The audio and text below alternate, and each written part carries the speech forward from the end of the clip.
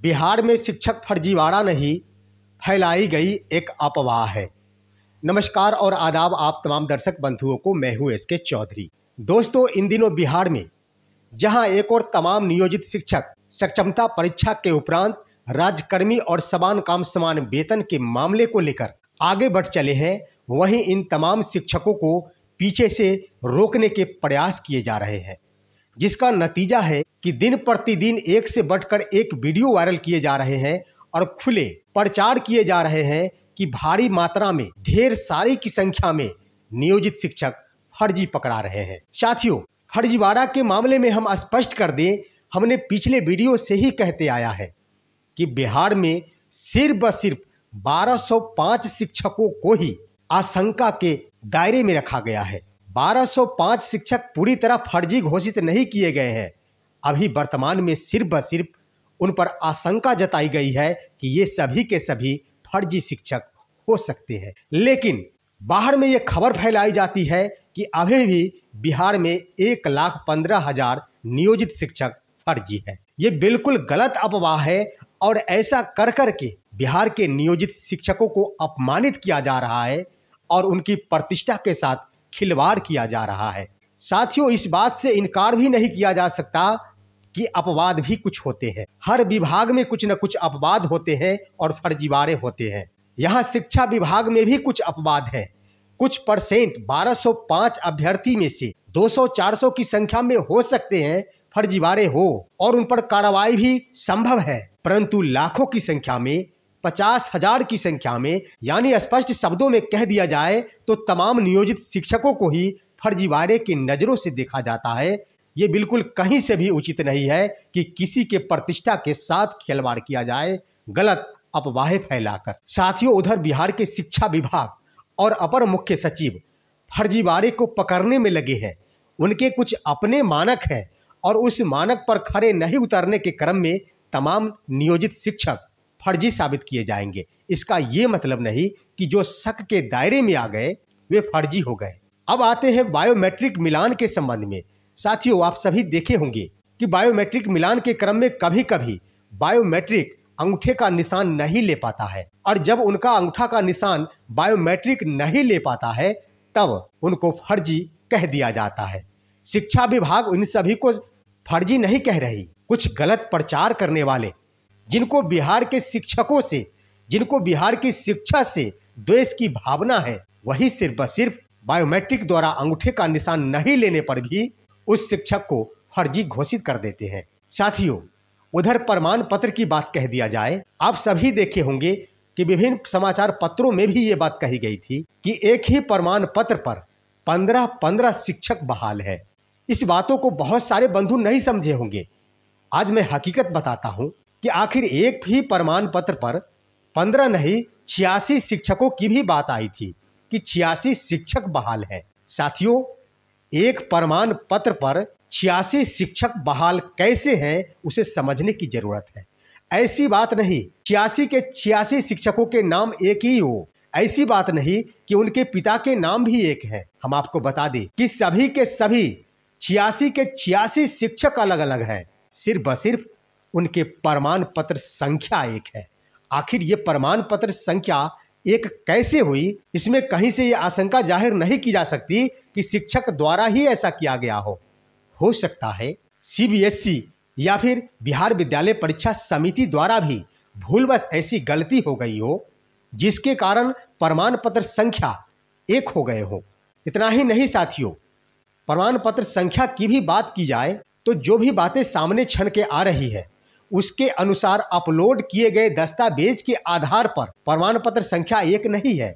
शिक्षकों ने जो आवेदन की है और उसमें उन्होंने जो आवेदन पत्र संख्या अंकित की है उसके आधार पर तमाम शिक्षकों के प्रमाण पत्रों की संख्या एक ही कही जा रही है।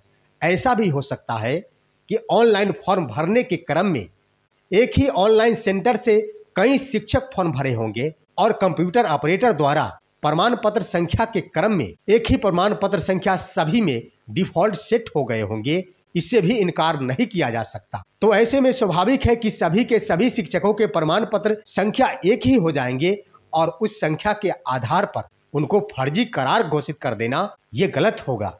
इन शिक्षकों के प्रमाण पत्र की मूल प्रतियां की जांच हो रही है। अगर सभी शिक्षकों के प्रमाण पत्र संख्या अलग अलग होते हैं तो निश्चित ही वो सही है, और यही होगा भी कि बहुत सारी ऐसी गलतियां हुई है कि सक्षमता फॉर्म भरने के क्रम में एक ही प्रमाण पत्र संख्या डिफॉल्ट सेट हो गया और जिसके कारण उनको फर्जी घोषित किया जा रहा है। साथियों, एक और बात बता दें, जब भी थंब इंप्रेशन और बायोमेट्रिक मिलान की बात आती है, लोगों द्वारा यह जोरदार तरीके से उठाई जाती है कि अब इन शिक्षकों का बायोमेट्रिक जांच होगा, थंब इंप्रेशन का जांच होगा। मेरे दोस्तों, ये स्वाभाविक प्रक्रिया है। किसी भी परीक्षा को देने के बाद बायोमेट्रिक और अंगूठे के निशान का मिलान कराया जाता है। यह कौन सी जांच है? मिलान है, जांच नहीं है। और इस तरह से उठाया जाता है कि नियोजित शिक्षकों की खैर नहीं, अब बायोमेट्रिक जांच की जाएगी, जैसे कि नियोजित शिक्षकों ने आसमां से चांद चुरा कर ले आए हो और अपने घर में छुपा कर रख लिए हो। साथियों, आप सभी बने रहेंगे हमारे इस वीडियो में।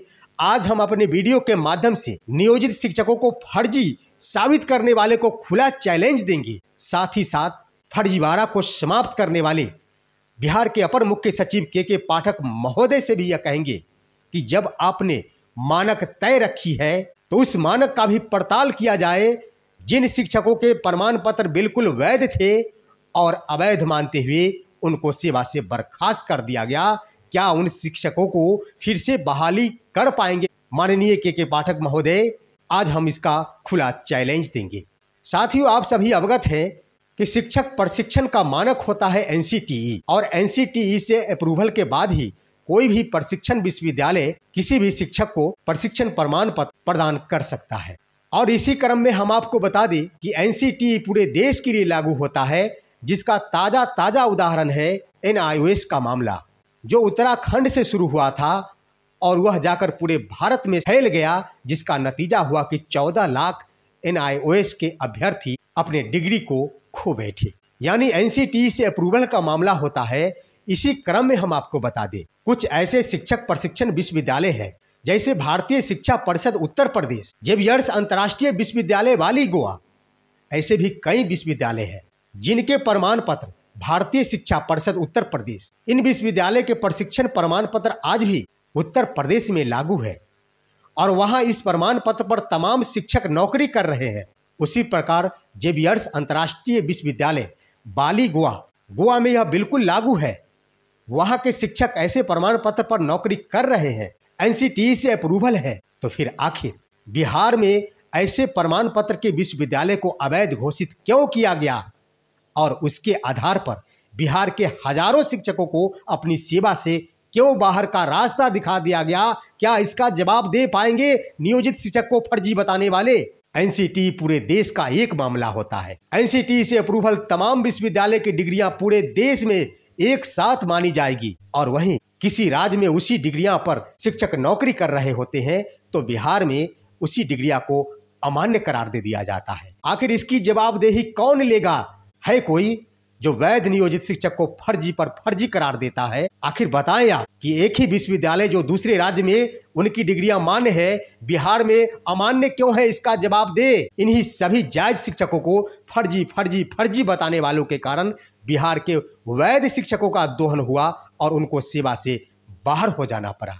आखिर जीत होगी, ये वक्त था के पाठक महोदय से पूर्व का।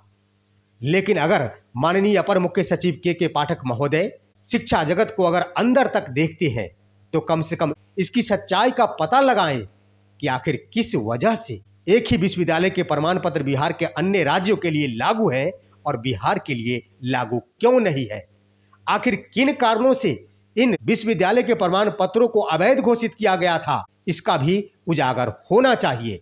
और हम अपने इस वीडियो के माध्यम से चैलेंज देना चाहते हैं, बंधु, जो बार बार आप फर्जी शिक्षक, नियोजित शिक्षक, फर्जी शिक्षक की बात चिल्लाते हैं, आपके पास अगर इसका जवाब हो तो कम से कम एक वीडियो चलाने का कष्ट जरूर करेंगे। हम आपके वीडियो का इंतजार करेंगे। साथियों, आप सभी हमारे इस वीडियो को लाइक करेंगे और एक अच्छे से कमेंट के साथ हमारे इस वीडियो को इतना ज़्यादा शेयर करेंगे कि तमाम नियोजित शिक्षकों को फर्जी कहने वालों के पास हमारा ये वीडियो अवश्य पहुंचे। हम फिर मिलेंगे आपसे अगले वीडियो में। तब तक के लिए कहते हैं जय हिंद, जय भारत दोस्तों।